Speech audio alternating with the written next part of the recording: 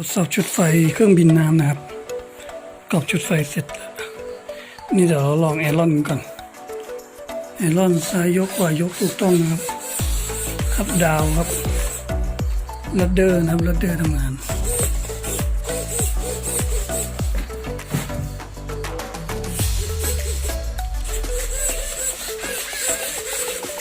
ชุดไฟทำงานปกตินะครับอันนี้ลูกค้าสั่งเอาแค่ชุดเซอร์โวนะครับกับสปีดมอเตอร์เดี๋ยวไปติดตั้งเองนะครับ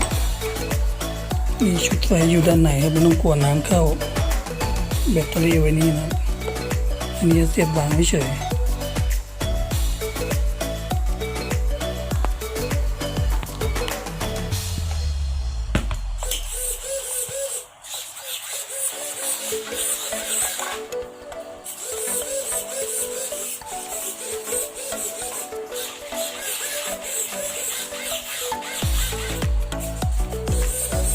โอเคนะครับ